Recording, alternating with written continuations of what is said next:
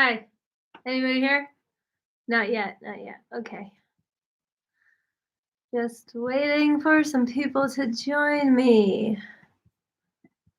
I'll turn the polls on now. That way y'all know we're ready.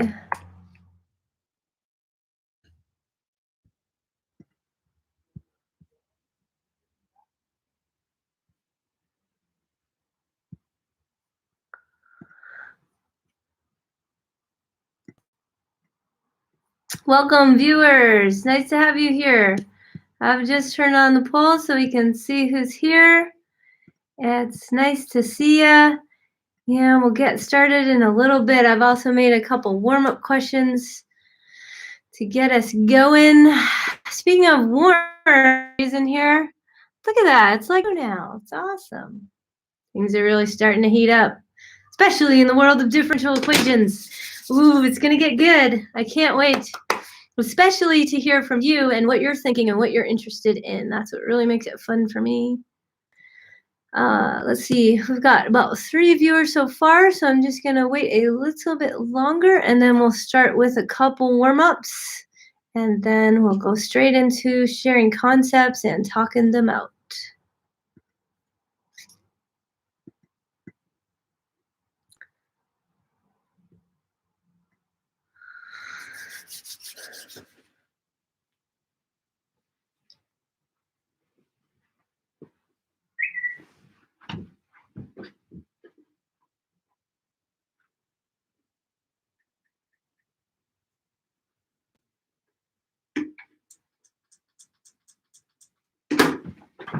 I'm still here. I just had to shut my phone off because somebody keeps texting me. It's not time for that.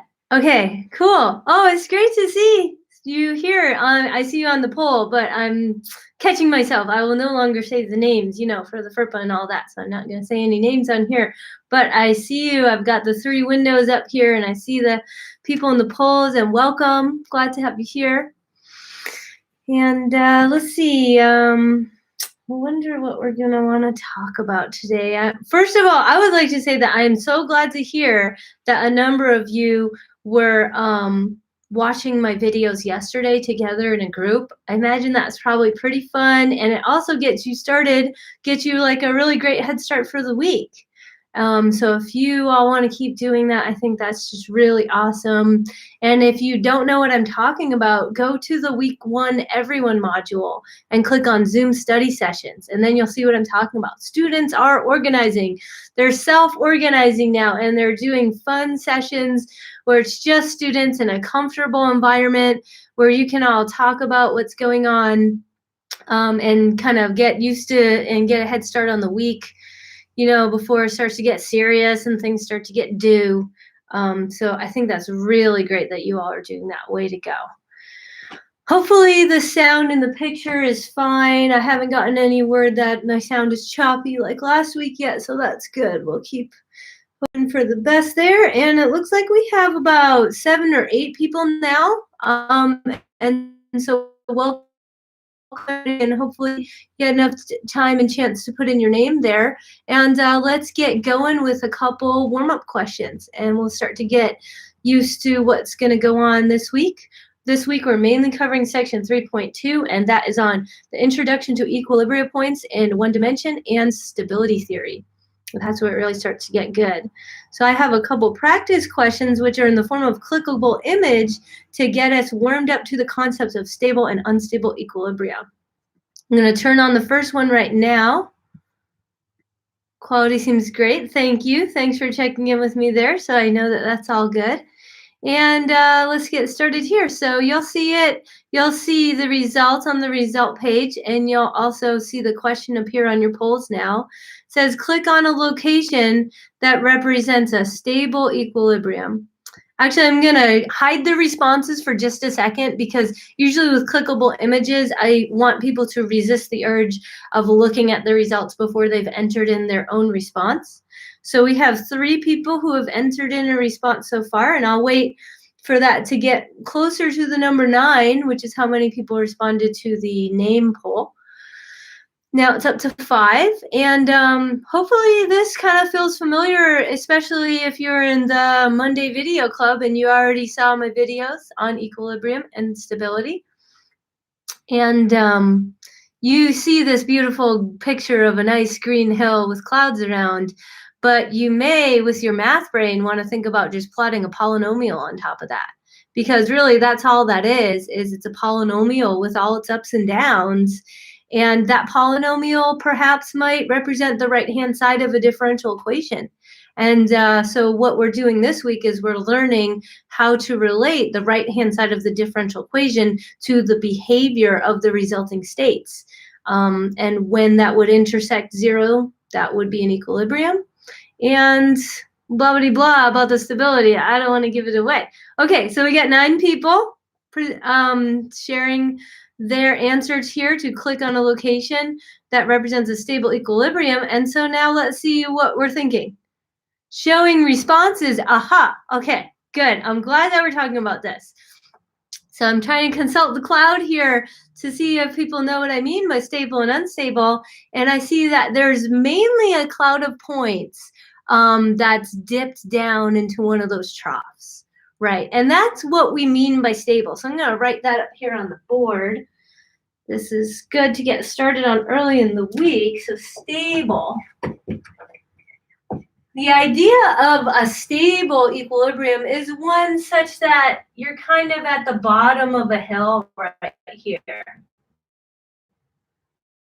Okay, so if I'm hanging out down here, it's called stable because if I flick that ball a little bit, if I kick it to the left or right and make it move uphill, it'll go back to where it was. Okay, so if you add in some sort of fluctuation or perturbation of the state, it will return to the stable equilibrium down here at the bottom. So that's why we call this equilibrium. It's an equilibrium because, you know, if you dropped a bunch of balls into a trough like this, they would all fall to the bottom. So that's the equilibrium. The reason the equilibrium is stable is because then if you perturbed the balls, you shook the whole thing up, and they ended up maybe up here, well, they would roll right back down. They would roll right back down to the bottom, and that's what the key idea is for stable. And so perturbations, perturbed states go, or not go back, but return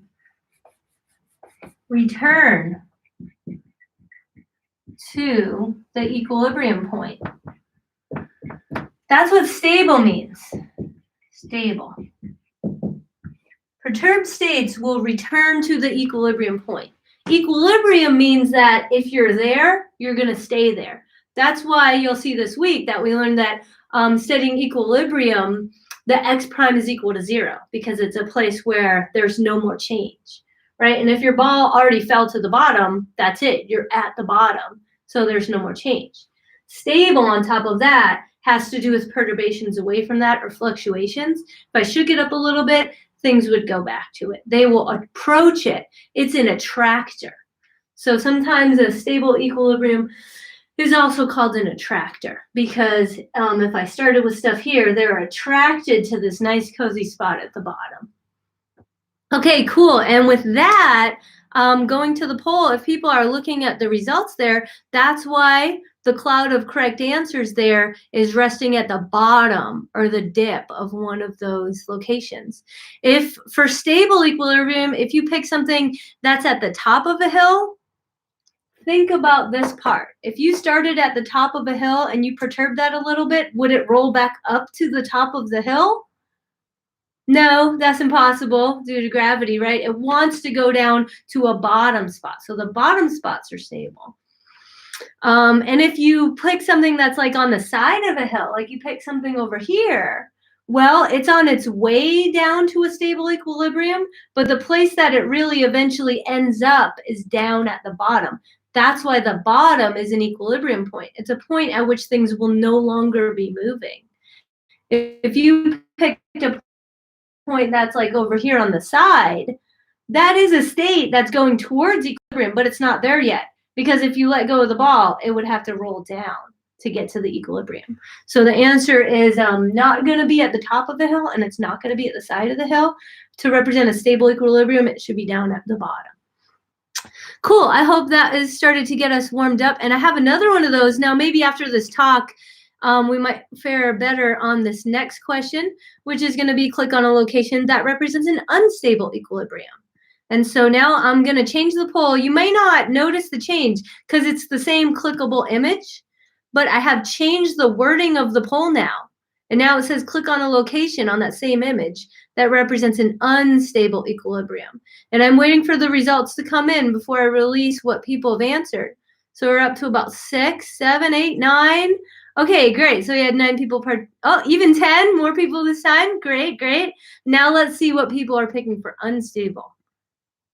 Right, the top of a hill, exactly. Yeah, so contrasting unstable with stable here, unstable is more like the top of a hill, okay? So right here at the top, this is also an equilibrium point. Remember that the word equilibrium means that it's just going to stay there. And if I did place something perfectly precariously right at the top here, it would stay there. It's not going to move because its derivative is 0. Its rate of change there is 0. Think about it in terms of the tangent line. Ooh, that will be helpful, right? The reason that the bottom is in equilibrium down here is because if I drew a tangent line down here, the slope on the tangent line would be 0.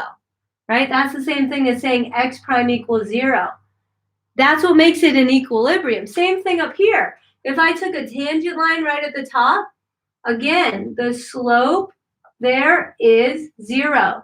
And so it's flat at the top. So it's not going to move if you start at the top. But the difference, to contrast that with stability, is that in an unstable equilibrium, if I'm starting right here, if I perturbed it a little bit, if I flicked it a little bit, you think it's going to go back to where it was?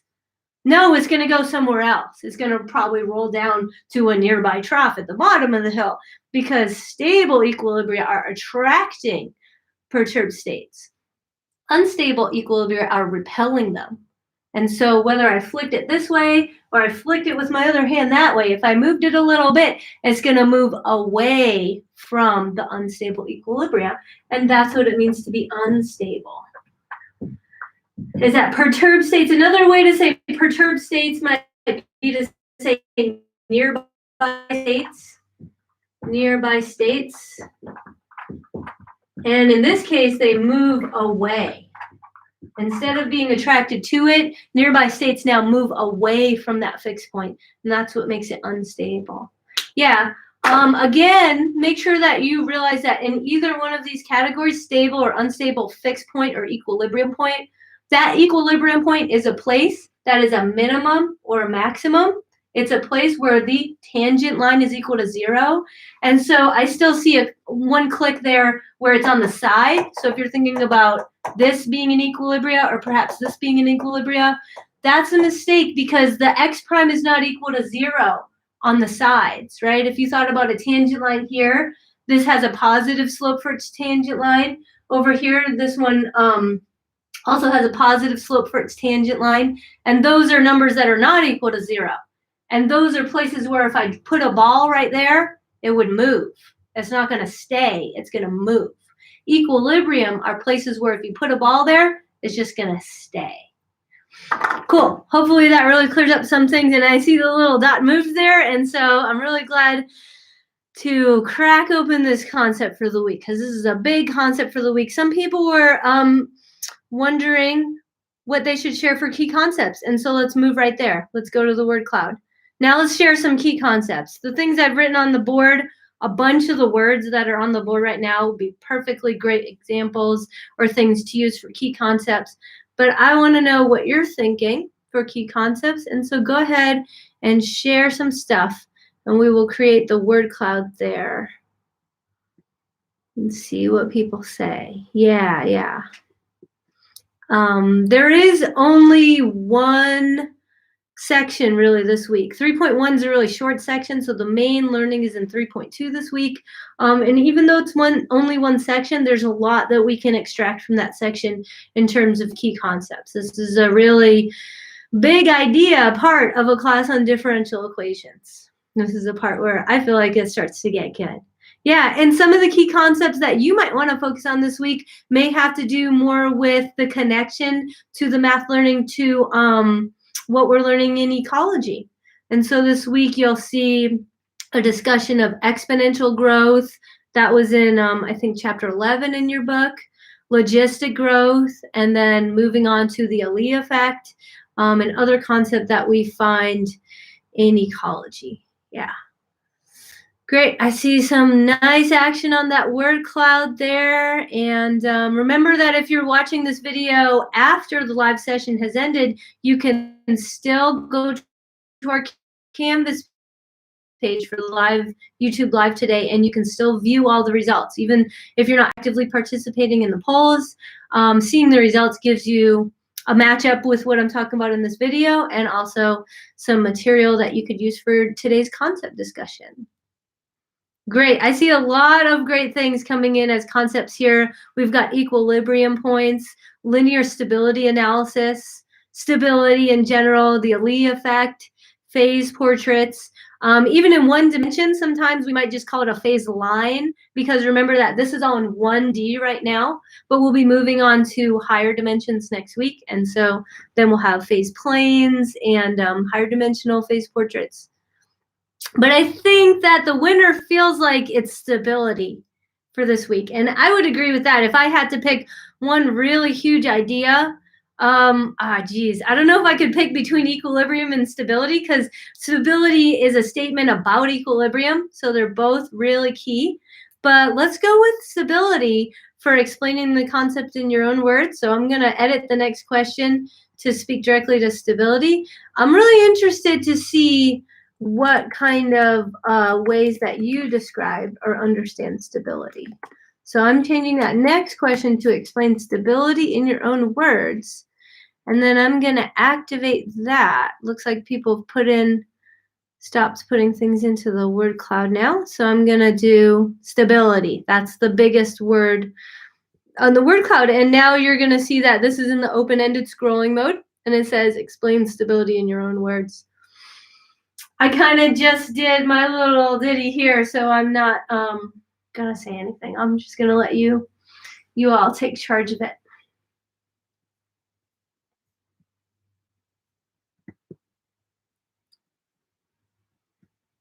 And in case you're bored, while you're waiting for the things to pop up, I will show you my socks. Okay, so which one is stable and which one is unstable? I know they both look a little crazy, but one of them's got to be stable and one's unstable, right? So I got these socks at Target. They're pretty awesome.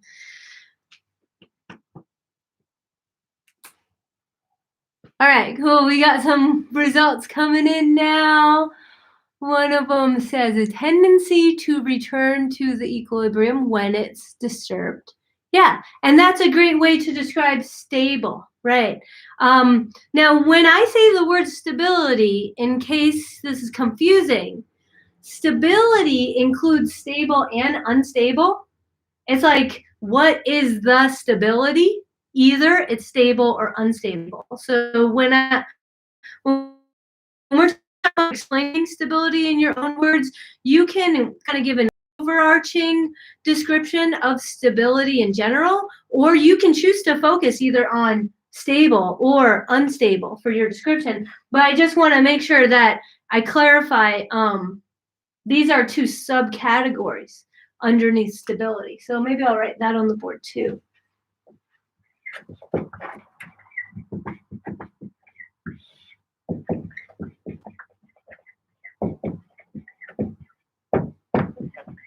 Because another thing that it also includes is semi-stable. And that means that it's stable on one end and it's unstable on the other end.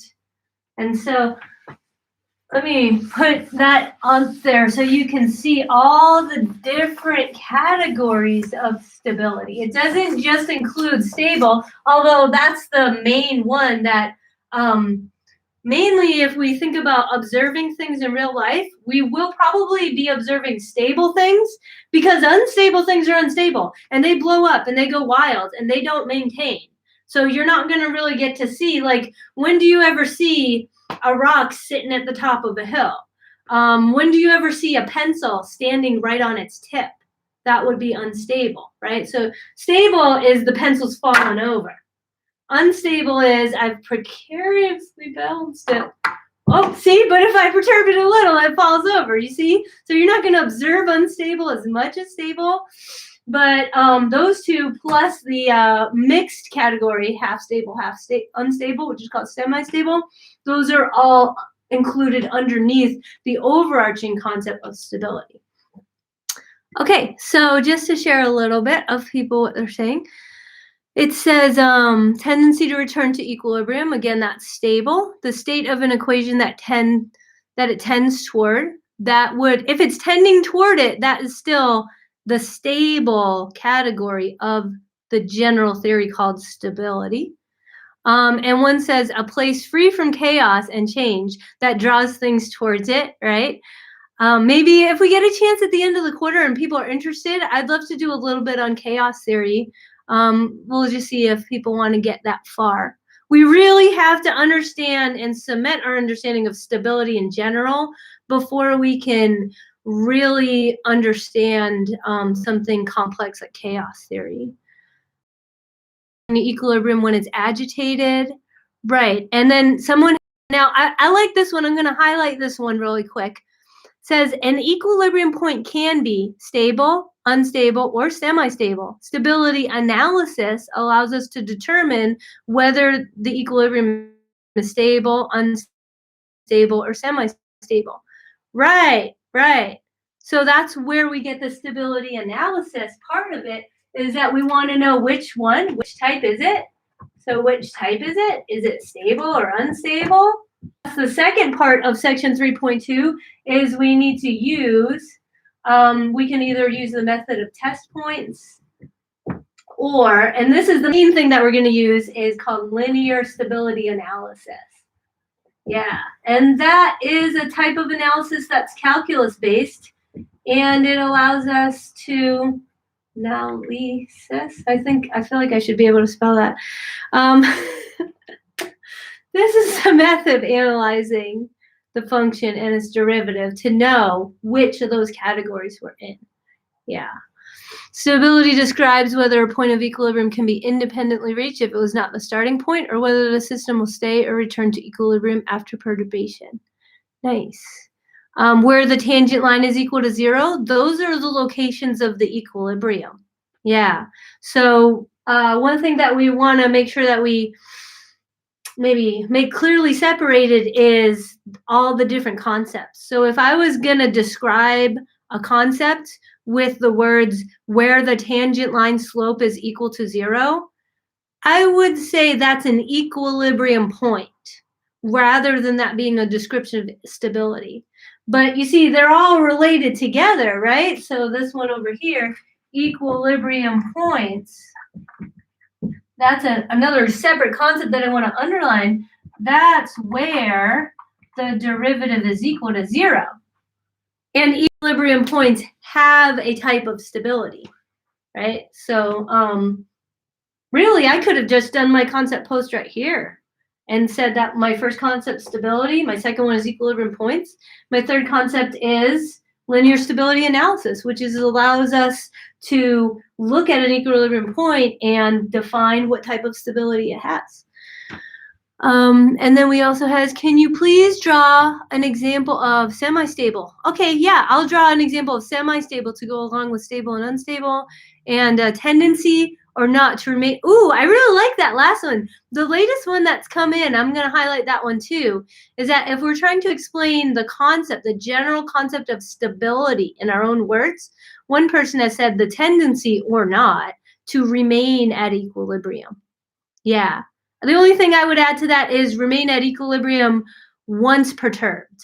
because if something is at equilibrium, it will, by definition, stay at equilibrium. That's what equilibrium means.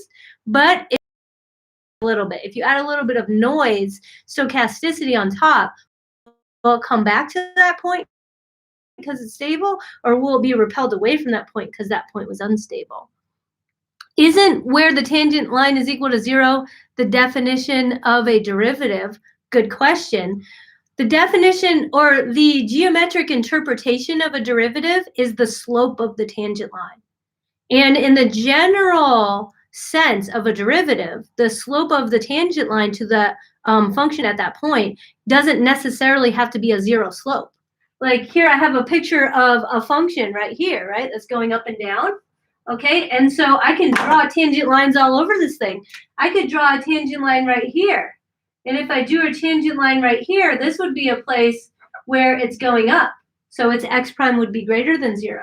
I could draw a tangent line over here at this point, and this would be a point right here where the x prime is less than 0. So the derivative is always the slope of the tangent line, but it doesn't necessarily mean the tangent line is equal to 0. The derivative can be positive, 0, or negative. And the equilibrium point occurs when it's equal to 0. That's the key for definition of equilibrium. Thank you for your questions. That has really made the conversation more rich. I think that all went really well, and I've seen the activity kind of slow down here. So now I'm going to turn on the brainstorm for what else do you want to see. And then once I've got that up for about 2 or 3 minutes here, I'm going to start working off of that. And then I'll open the open-ended chat space and we can continue the conversation. So while I've still got your attention, go ahead and toss in an idea for what else you want to see. Now, one thing that somebody had already asked for is to see me draw a semi-stable equilibrium point. And so I'll do that while I'm waiting for more requests. Your requests are where the show happens. So you can ask for anything from this section. We could revisit other sections. We can crack open homework problems. We can do all sorts of different stuff. Okay.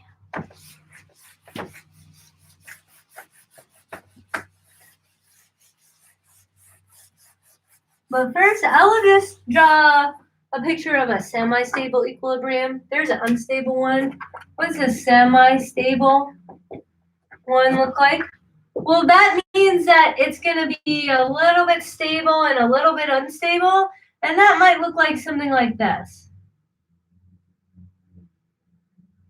Okay? This is kind of a plateau. Now, when I drew stable, it was a hump. It was the bottom. Sorry, it was a trough, right? Stable was the bottom of a trough. Unstable was the hump at the top of a trough. Semi-stable is more of a plateau where from this direction, if I drop the ball, it would be coming in from this direction and it might stop right here. But then from this direction, it's going to fall away from the point. So right here, this is a special place that is an equilibrium point, right? And just double checking by kind of looking at the slope of the tangent line there. If I drew a tangent line right here, x prime equals 0, right? So that's the definition, that's the check of when I know I have an equilibrium point, is it's a flat place. A flat place like that would have the property that if I started my little happy face right there, it's not going to roll at all. It's just going to chill right at that spot because it's a flat spot. And the tangent line is telling me don't move. Here's the rate at which you should move, 0. Don't move at all. But then you can see that coming in from this direction, things are attracted to the equilibrium point from this direction. So this is a stable side. Here is coming in, it's stable coming in. But then on this direction down here, it's unstable on the other side. It's unstable going out. You see, because things are attracted to it from this direction. Here's where everything stops, is a horizontal tangent, and then things are repelled away from it in the other direction. And that type of semi-stable point, this might get a little confusing, but in the end, we have 3 categories, right? We have stable, unstable, and semi-stable. A lot of times we call semi-stable unstable because if there's any component of instability, it's generally not something that's realistically going to happen, right? Because it's too, any type of instability is going to kind of spoil the whole pot of soup there. So sometimes this is referred to as unstable as well. It's also sometimes called a node, aka node, sometimes called that. It's typically unstable in nature because it has an unstable component. That is going to be more important for you to know when we start to go to 2 dimensions. Right now, we're just analyzing things in 1 dimension, but once we get into more dimensions and we start to mix and match stability and instability in different linear directions in the 2-dimensional space, it's going to be important to note that any component that's unstable spoils the whole thing. So the whole thing really becomes unstable. Great, thanks for your contributions to the brainstorm. So now what I'm gonna do is I'm gonna crack open the open chat space as we start to talk about some of the things. So the open chat space is on now, and as I talk and go through the questions that you've submitted to the brainstorm, go ahead and give me some feedback and ask questions just like you're in a normal classroom. Info so you can have a phase portrait. Then we have the ODE effect and vector points and time graphs. And then it says, in one of your videos, you'd shown stable as being a negative slope, but what unstable was a positive. What's different about those? Okay, that didn't get any upvotes or downvotes, but that question right there, that's key to this week. I'm definitely going to respond to the question of, in my video, now, I just went through all this crap and I was like, whether it's stable or unstable, the derivative 0. But then in my video, I say that when things are stable, there's a negative derivative, and when they're unstable, there's a positive derivative. So what the heck is going on there? I definitely need to clear that up because that's the key to understanding linear stability analysis, and that's another one of the questions. Last thing is I'm just reviewing the questions right now and thinking about what order to address them in. One person has requested 3.2.1, so I'll just see how that fits in with our conversation. 3.2.1 here.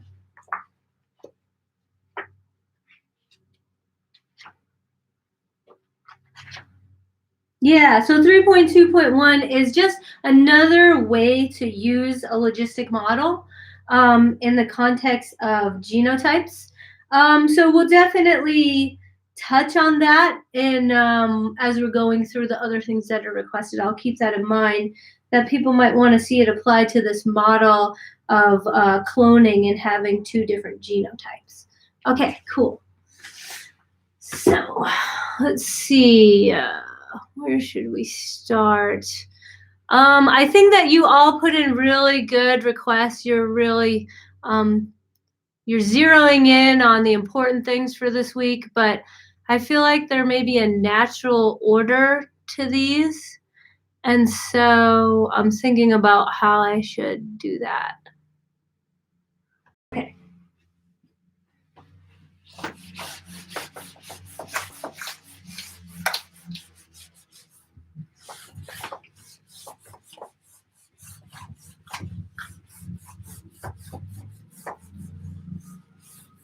All right, so one thing that I think needs more time spent on it is our 2 types of graphs. Remember tails from the graph?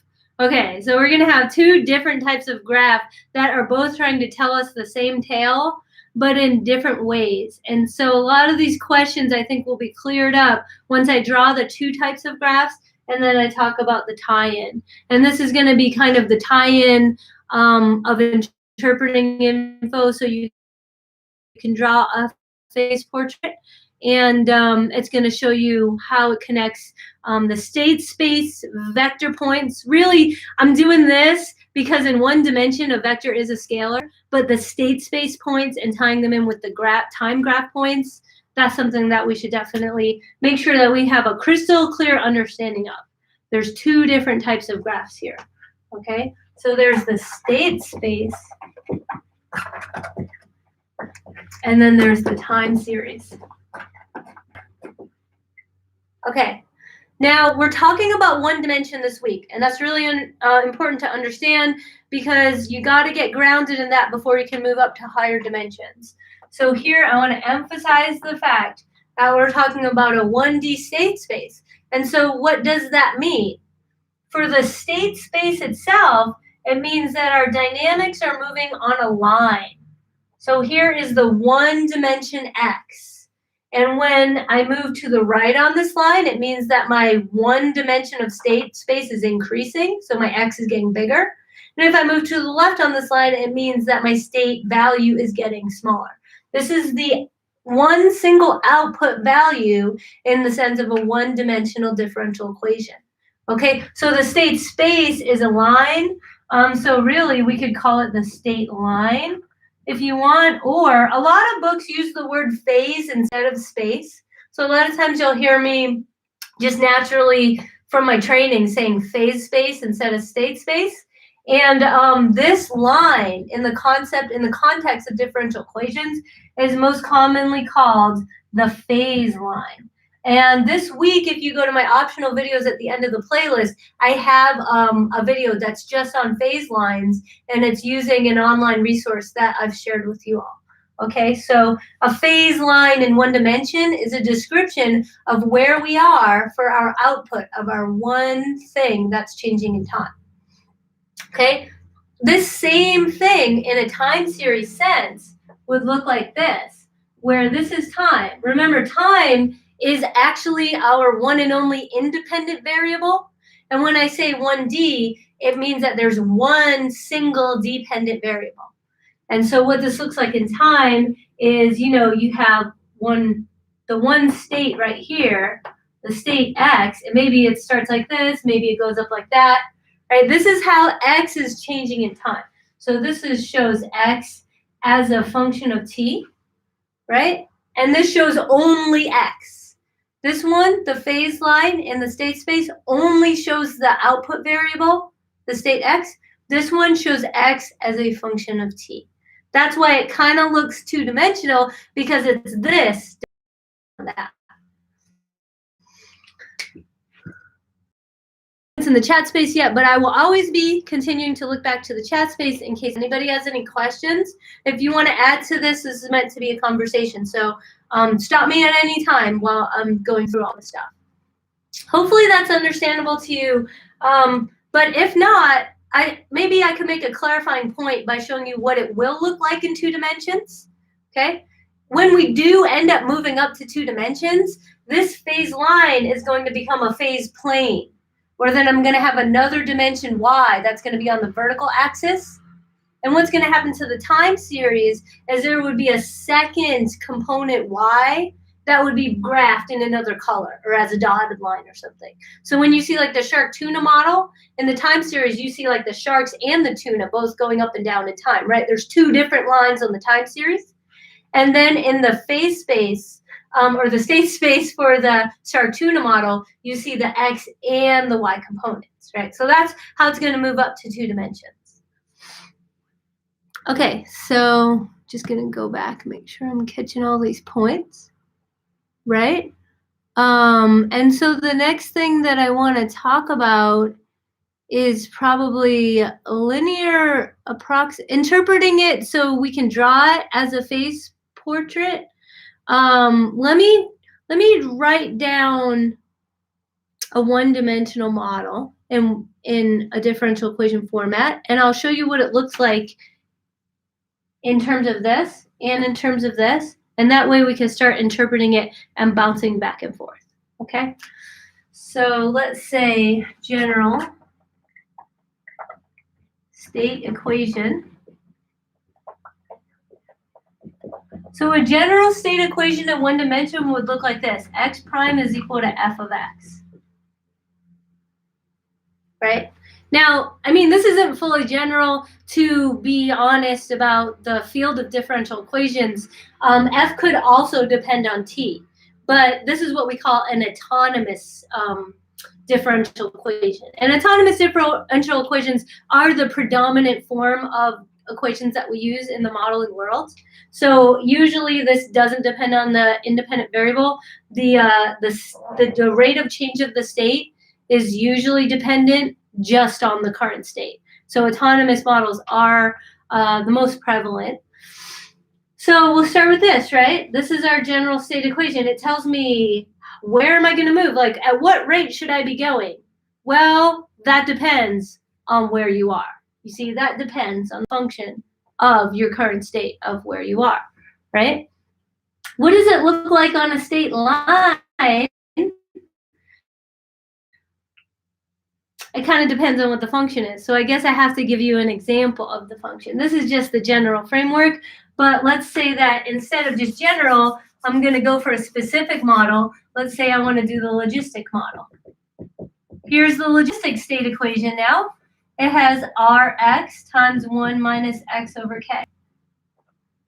Spilling over a little bit. Hopefully everybody's comfortable with this model now. Hopefully you've kind of seen it enough times that you know what I'm talking about here. For our logistic state equation, we have the exponentially growing phase, and then we have the rate limiting phase that has to do with the filling up of the carrying capacity, right? And so the state equation is a product of those two terms. When we look for equilibrium points, like you'll see in my videos this week, I go through this. There's 2 equilibrium points. One occurs at x is equal to 0, and the other occurs at x is equal to k. And those are the 2 values of x that will make x prime equal to 0. So go to my logistic video for this week in the playlist to see about that. Okay, hold on just a second. I'm just going to look at the comment here. Exercise 3.2.2, number 1. Let's see what we got here.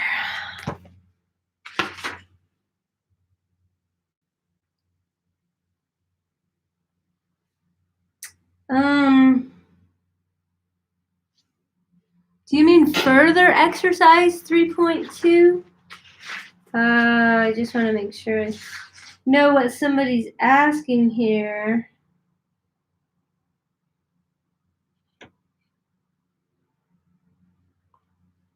Intraspecific competition.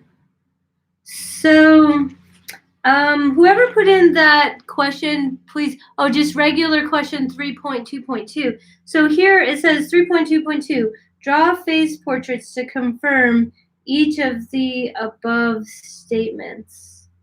Okay, just a minute. I'm going to read what's above it because it refers to this whole paragraph. And I read this a while ago, but I need to reread it right now. Okay, and it says the question is, what does intraspecific competition mean, and how would we draw a phase portrait of that? Okay, let's see.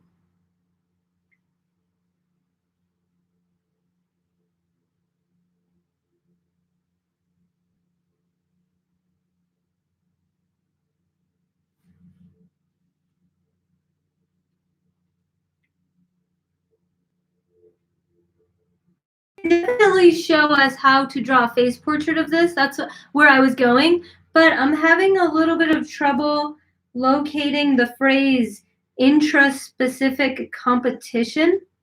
So whoever is contributing to the open chat space, thank you for your question, first of all. And so that I can maximally help you, if you could please point me to where, like what page and what part of the page it says intraspecific competition, then I will have more understanding of what that means. I'm going to go on and show how to draw the phase portrait right now. And if I see where that says the numbered sentences under the first, thank you. That was very helpful. Thanks.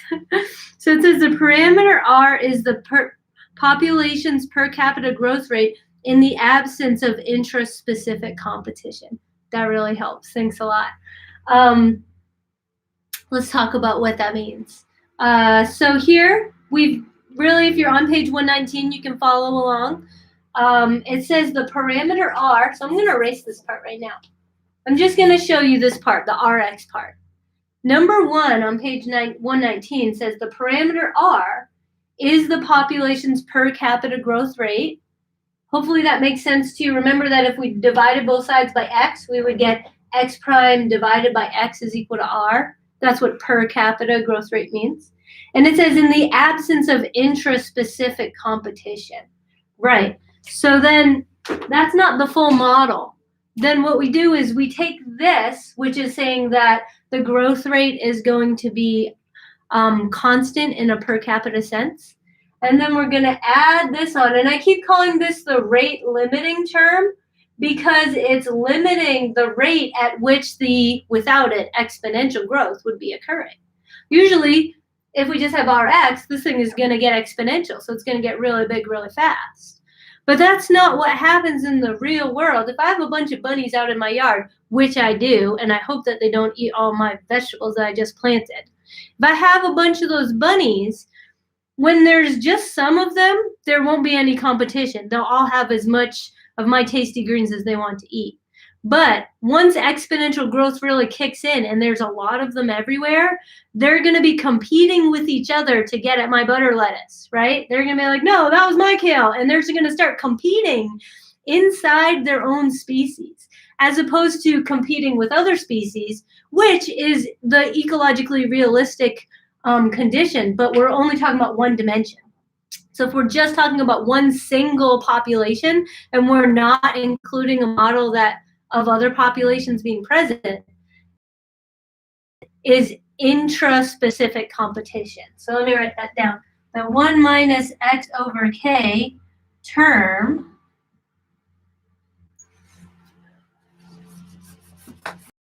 is intraspecific competition. Okay, and what that term means is that you're starting to fill up my carrying capacity here. Like my carrying capacity is K. And so if the number of things that I have right now is really small relative to how many that I could really fill the space up with, then this term here is going to be very close to 1. So it's going to just look like exponential growth.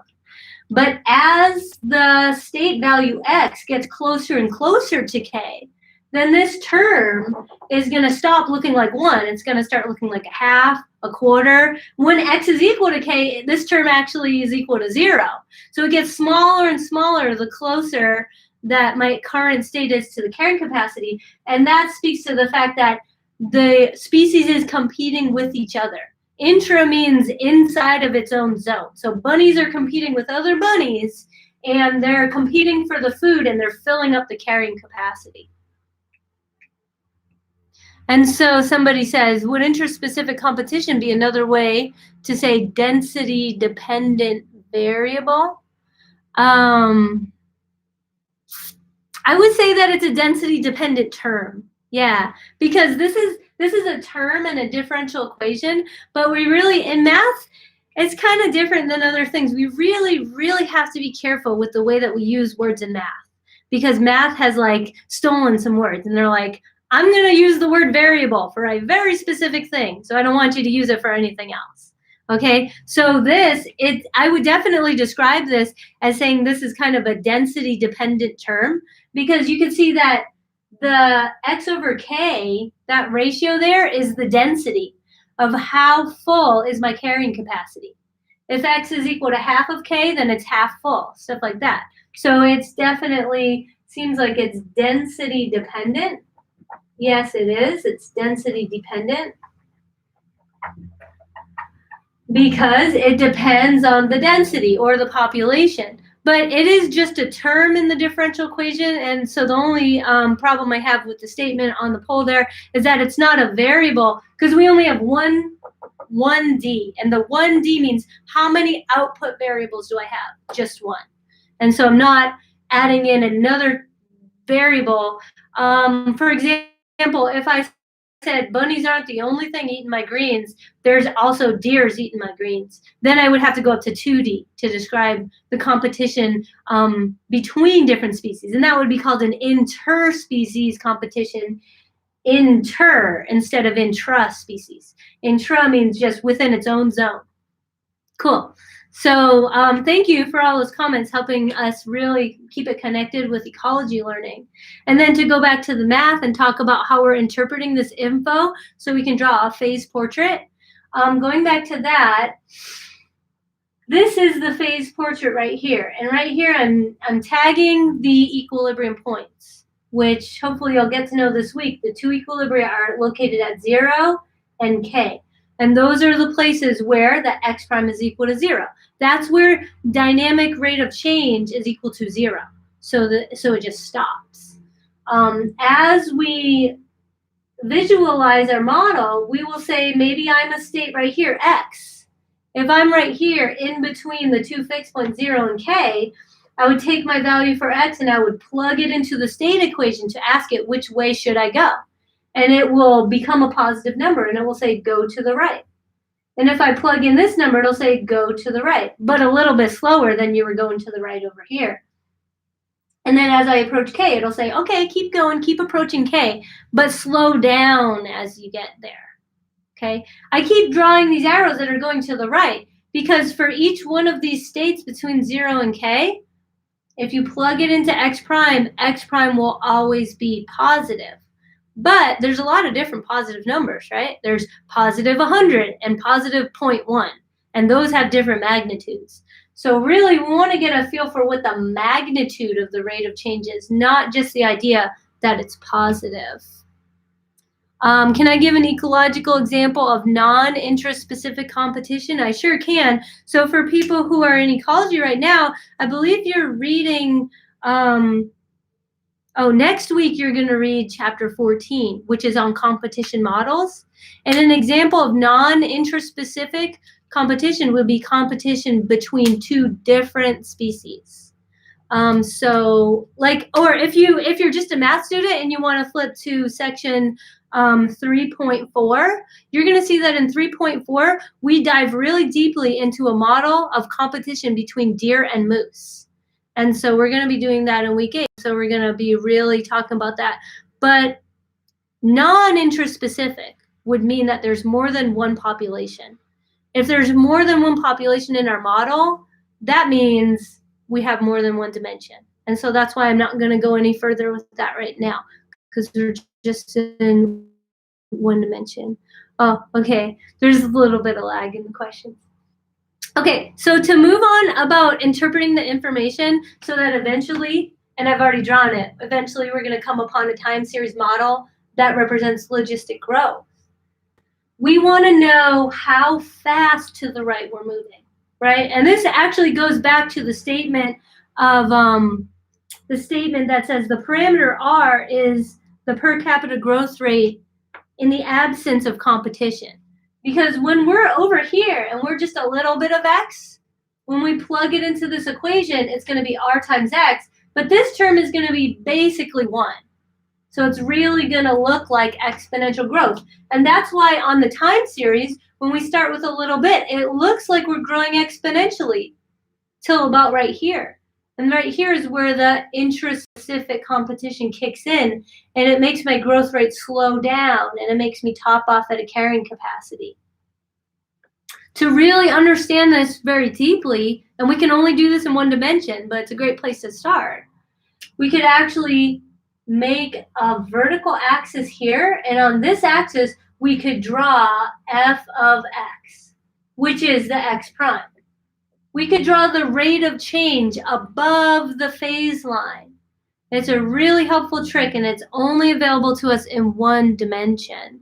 The ODE effect is a more complicated example of this. So I know that I had some requests for the ODE effect here, and what we're going to do is we're going to understand the mathematics behind this really well, and then after we get like what's going on here and how it interprets into something here, then it'll be an easy step up to understand what the ODE effect is doing.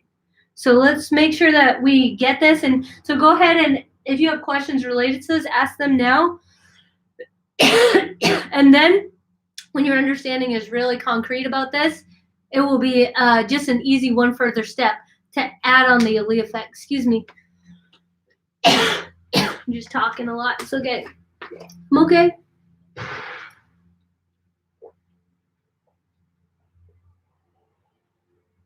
Okay, so let's finish this one off, and then we'll just kick it up a notch to the ODE effect. I hope you understand why I chose to just draw this vertical line and why I'm going to graph this function above the phase line. That's like a really key thing to understand for this week, is that when we're talking about 1D state spaces, the one-dimensional phase space is just a line. But that gives us room because we are creatures that can visualize 2 and 3 dimensions.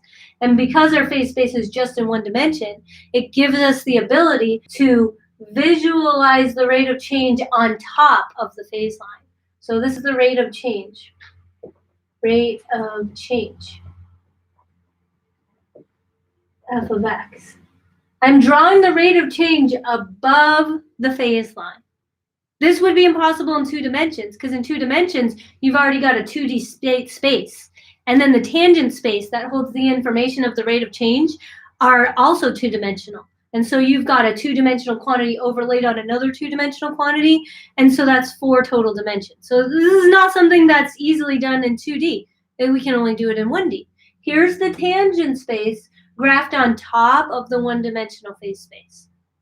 Okay, and that's something that lets me see the fixed points just pop out, because when the rate of change intersects the x-axis, those are the places where the f of x function is outputting the number 0. And those are the places where in my time series, I will have horizontal tangents. Here's the tie-in that someone was asking for to explain why equilibrium is a horizontal tangent, but then the stability of an equilibrium point is determined by the non-zero value of the tangent in this picture. You might want to rewind the video to hear what I just said again. Yeah, don't worry. We'll see it a lot of times, and eventually you'll get the hang of it, I think.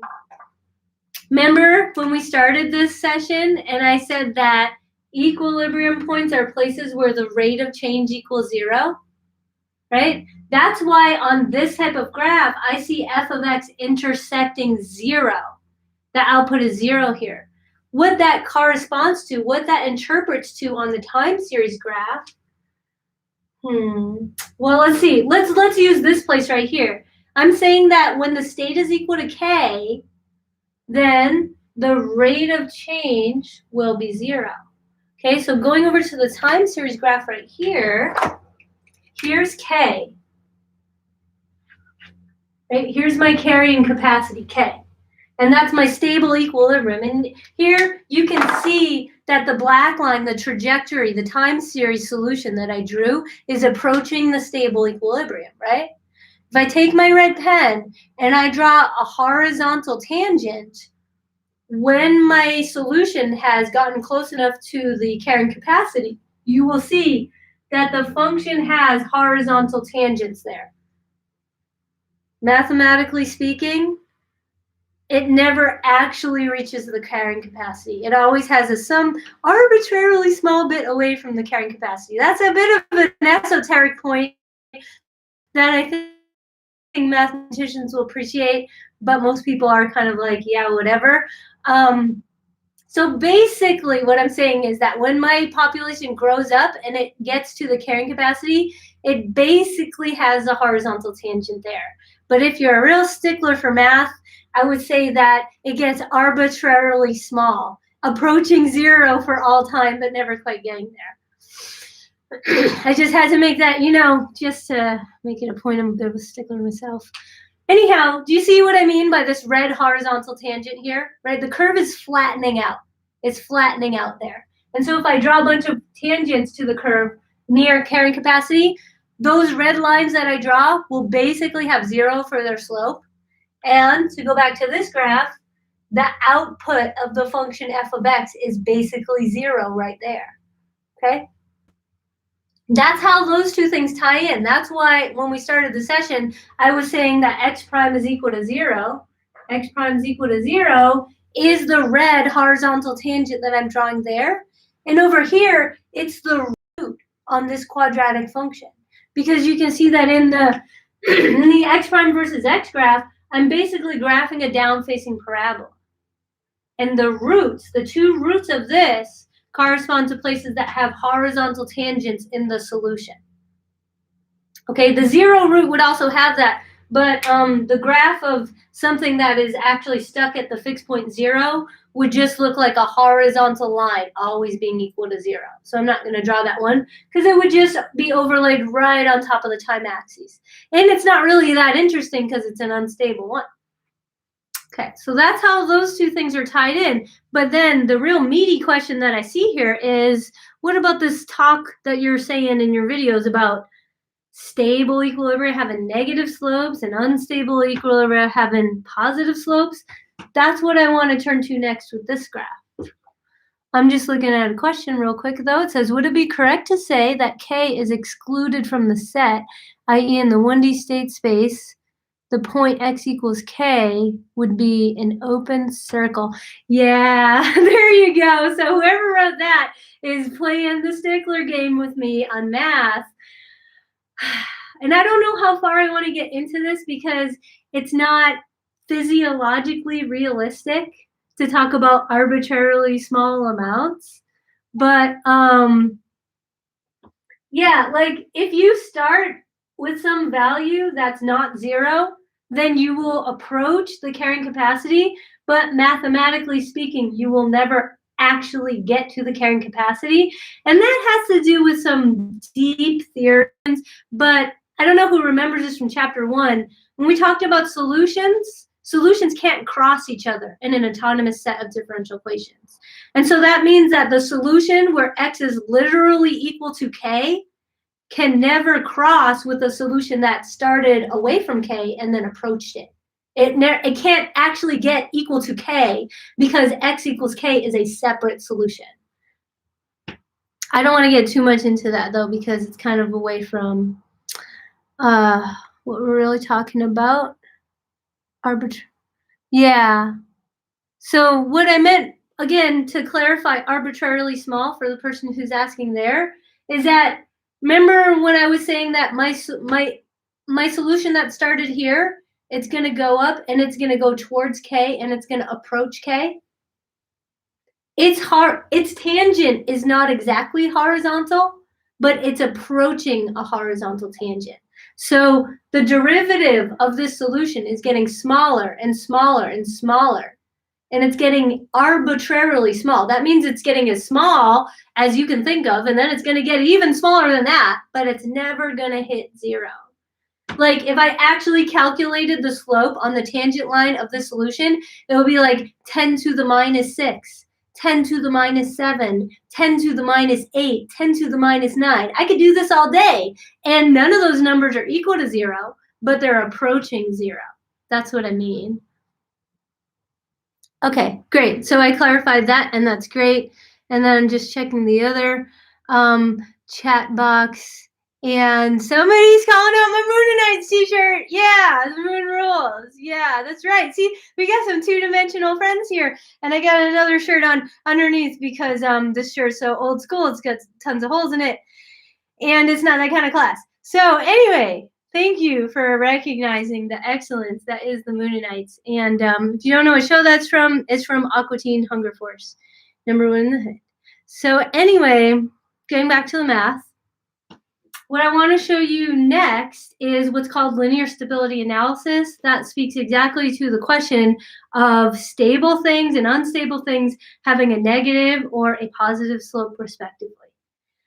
Before we could even talk about that, we had to clear up the connection between x prime equals 0 and what the x prime equals 0 looks like on that graph. So one person is telling me that I've satisfactorily clarified it, and that's great. And I hope that everybody feels like they know what I mean when I say x prime is basically 0 as we approach the carrying capacity. And the output from this function is approaching 0 as we approach the root of the function that represents the fixed point, the equilibrium point, okay?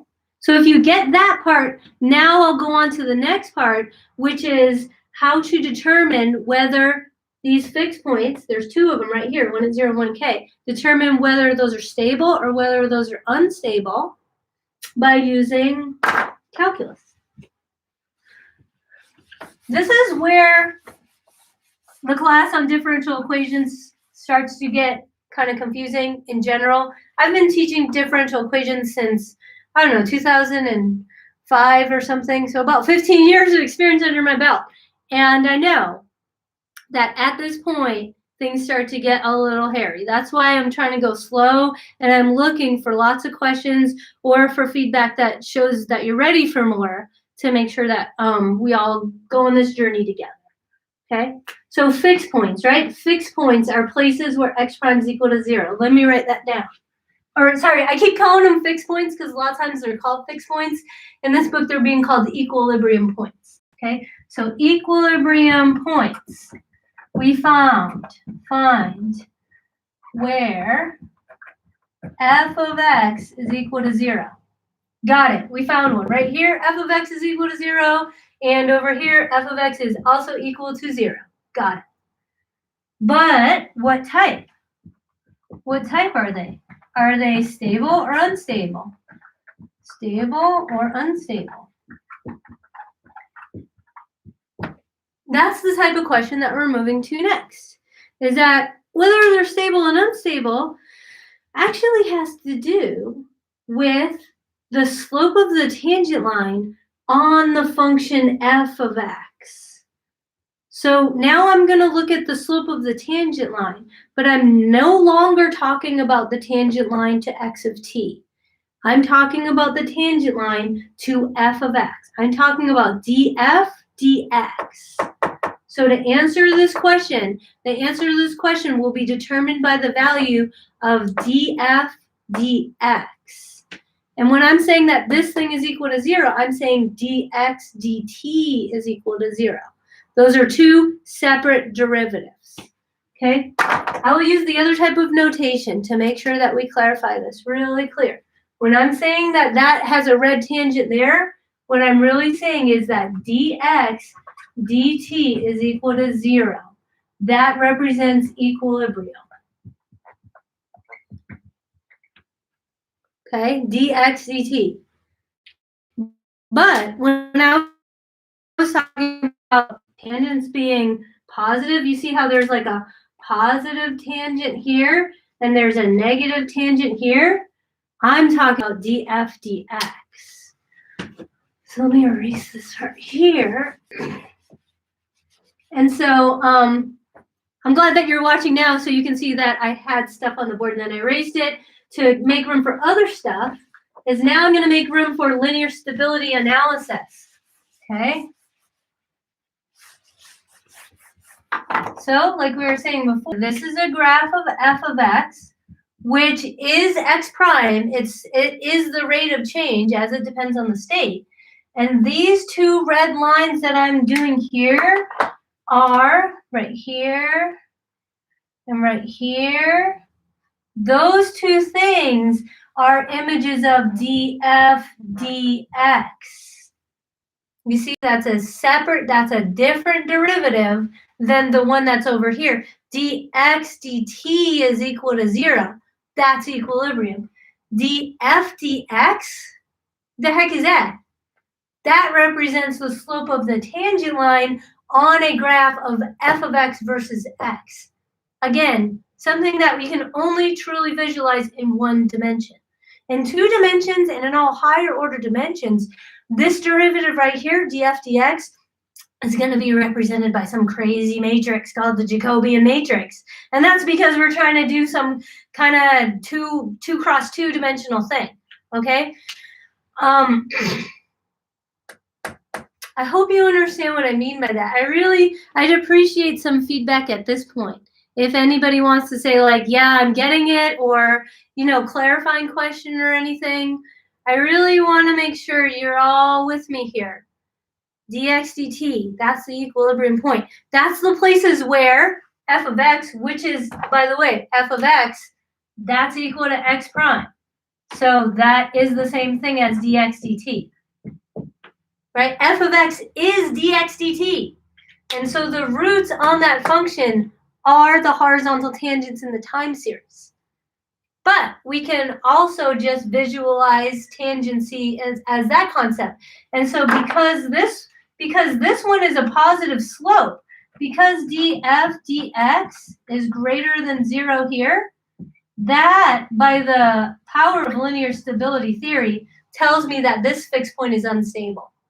And likewise, because df dx is less than 0 here, you see it's got that negative slope, so it's less than 0. That's what linear stability theory classifies as a stable fixed point. So that's how it's connected, and it's a little bit confusing because I'm talking about fixed points. I'm talking about places where dx dt equals 0. But now I'm analyzing the rate of change with respect to the state as opposed to with respect to time. It's probably better to see it visually than it is to listen to me say that. But this is the heart of linear stability theory. If it's going up, it's unstable. If it's going down, it's stable. Good so far. It's helpful. Okay, thanks for the feedback. I want to make sure that everybody gets this. I'm going to finish this conversation with the idea of linear approximation in the sense of linear stability theory. Okay, because that's really a big one in the general qualitative theory of differential equations. Okay, maybe I should explain why a little bit more before we go on to extending this to see what linear approximation has to do with this theory. The reason that positive slopes mean unstable and negative slopes mean stable, I hope you don't feel like you have to memorize that. You don't have to memorize it. But remember what I'm about to show you, because you can always go back to that. Okay, so here I have a positive slope, right? So I'm just going to extend this a little bit. I know that realistically, ecologically speaking, I wouldn't have negative x, but just for the purposes of explaining the mathematics of this, if I have a slope on this function that's going up like this, what it's telling me is that if I am just to the right of it, my rate of change will be positive. So that means if I am to the right of it, I will continue going to the right. If I'm to the left of this fixed point, then my rate of change is negative. And so it tells me I'm going away, I'm going more to the left. Do you see how all those arrows, all the signs there point to get away from 0? It's not a good fixed point. It's unstable. That's the definition of unstable, really, is that if you start nearby to this, you're going to get away from it. That's the same thing that we were talking about with the top of the hill. Sure, right at the top of the hill, your derivative is 0. But if you go a little bit over here, your derivative tells you to move away from it. If you're over here, again, your derivative tells you to move away from it. And that all aligns perfectly with the fact that this is a red tangent line that is negative to the left and positive to the right of the actual fixed point. Now, let me know if that's understandable, because that's the heart of linear stability theory right there. Okay?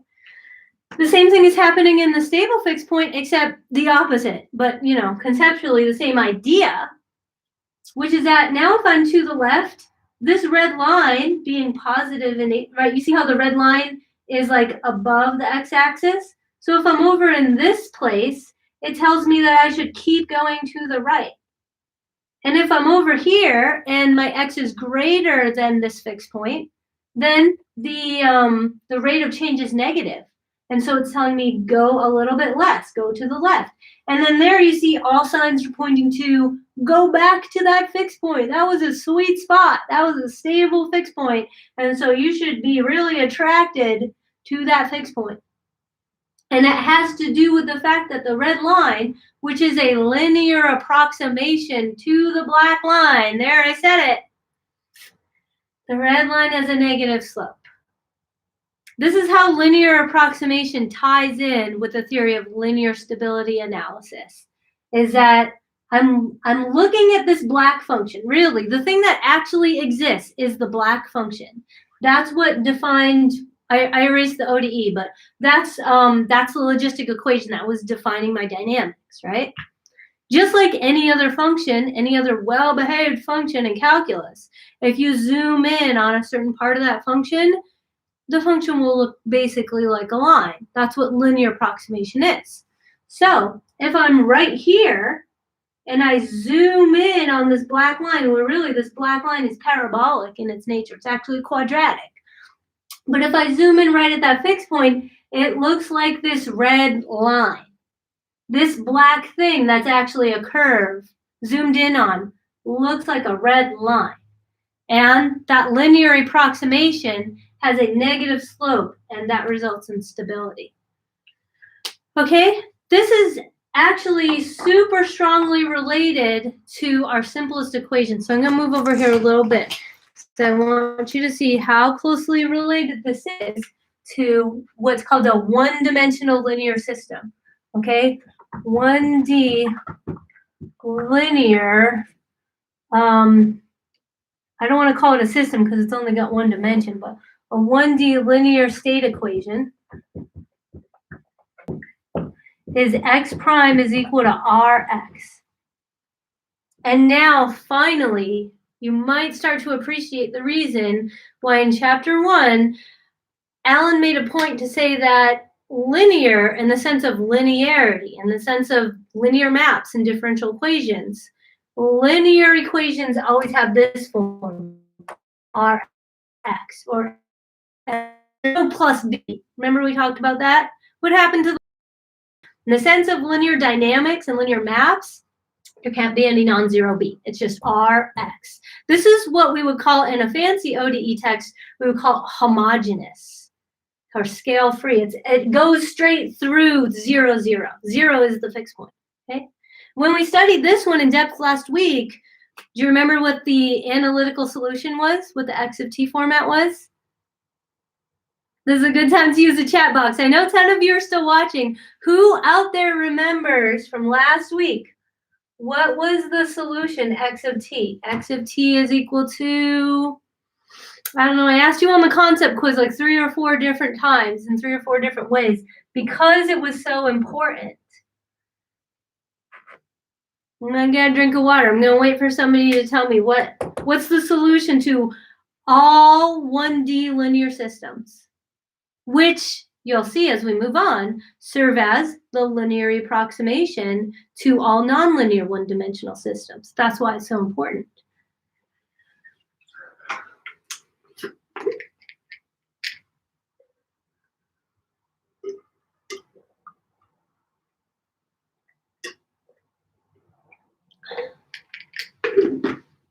No takers?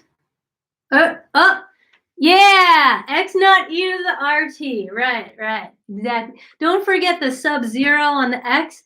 That mentions the fact that it's an initial condition rather than the actual variable x. But perfect, x naught e to the RT. Right. It's exponential behavior. There's only really 2 things that exponential behavior is capable of. Either it's capable of growth or decay. Right? And that depends on whether r is positive or negative. Do you remember that? Which category is exponential growth? Is it r is greater than 0 or r is less than 0? If I wanted to make a graph of x in time and I wanted it to be blowing up like this, so that would be growth, right? If it was actually exponential growth, would the value of r be positive or negative? If it was going to blow up. And then the next question after that will be, which value of r will make it decay? Okay, because there's only 2 things it can do. Either it's going to grow or it's going to decay, right? So either, I'll just make this a little smaller so I can fit it all in, is that the solution to x prime equals rx is x of t is x naught e to the RT, growth, and then there's decay. There's only 2 possibilities for the time dynamics of an exponential equation, growth or decay, right? And r less than 0 is decay, right. So here, growth is represented by r greater than 0, and decay is represented by r less than 0. Right. We already learned all that. Well, what does that have to do with what we're learning right now? It has a ton to do with what we're learning right now, because This is the only possible format for a linear equation. But when you zoom in on any nonlinear equation, it looks linear. That's the heart of calculus. So when I zoom in on this function, which is a nonlinear function, it's a parabola. If I zoom in on a fixed point, it's going to look like a line. That's the line that I drew as a tangent line. Same thing over here. If I zoom in here, it's going to look like a line. And what is the differential equation going to act like? It's going to either act like x away from the fixed point. So statements here of growth and decay, in terms of this, are now speaking to the approach of a trajectory towards or away from a fixed point. And we just said that r is greater than 0 is growth. That's the same thing as saying df dx is greater than 0 is unstable. Did some light bulbs just go off or on or something? I hope so. I hope that's really starting to spark an understanding inside you. See, I've really wanted to say this, but I didn't find the right place for it in my video. So I'm really glad I'm getting this on tape right now for you. The fact that linear stability analysis says the derivative greater than 0 means unstable is the same thing as saying near this fixed point, this one-dimensional differential equation is acting like a linear equation in terms of growth, which means that nearby trajectories to 0 are exponentially growing away from the fixed point. Okay, so to go over here to the time series graph, we know that x equals 0 is one of the equilibria, right? But if we start somewhere near it, we are going to get exponentially fast divergence away from that fixed point. That's what we're trying to say with this, tying in with this. Okay? And then the same thing for stable, but in the opposite way. Linear stability theory tells us that a stable equilibrium has dx df less than 0. Linear stability theory is really saying that if I zoom in near the fixed point, I'm going to see a linear system. What kind of things do we have for linear systems in 1D? Well, you can choose exponential growth or exponential decay. Which one do you want to pick? If the derivative is less than 0, you're picking exponential decay.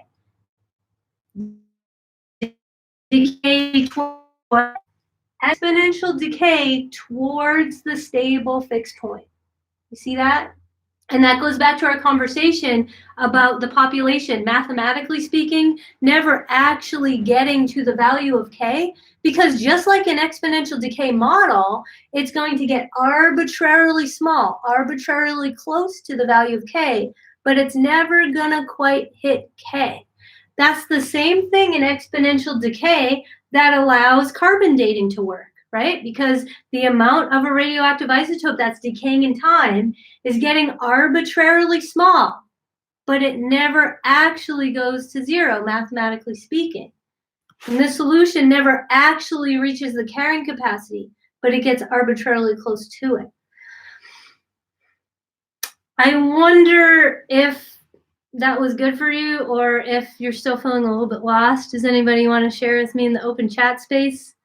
I'll wait to hear from you. I think this is a really powerful moment in differential equations where you start to see the concepts of linear approximation and linear stability converge to allow us to classify the stability of equilibrium points in nonlinear differential equations.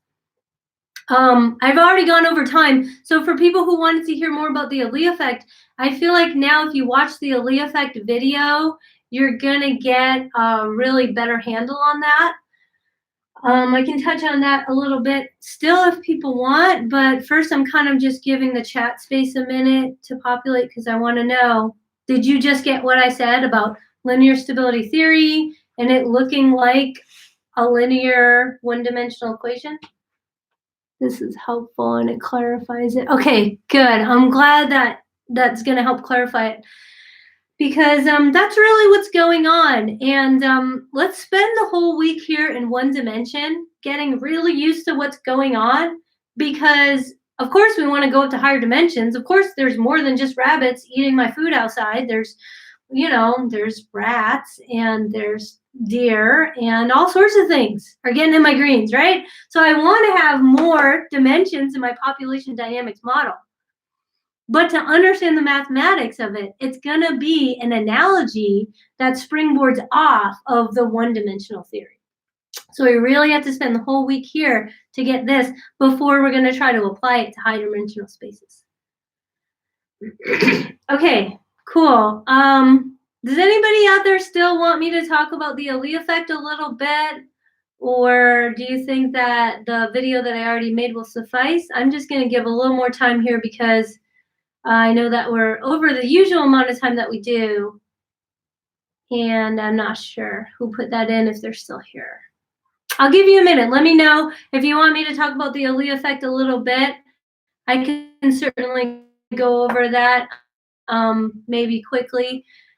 But if you're good and you feel like you've had enough help for today, you might want to just let this kind of digest this in your brain a little bit before you go to the ODE effect. The thing about the ODE effect is that the logistic model is a quadratic. Let me write that down.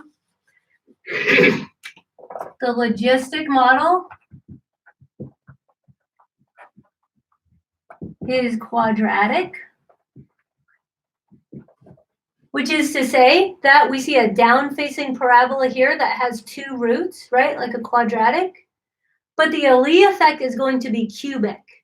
And so that's why it's just one polynomial order higher than the logistic model. And it's going to exhibit one more root because cubics can have up to 3 roots. And so we're going to get, instead of 2 fixed points, one being unstable, one being stable, we're going to have 3 fixed points. And it's going to go stable, unstable, stable.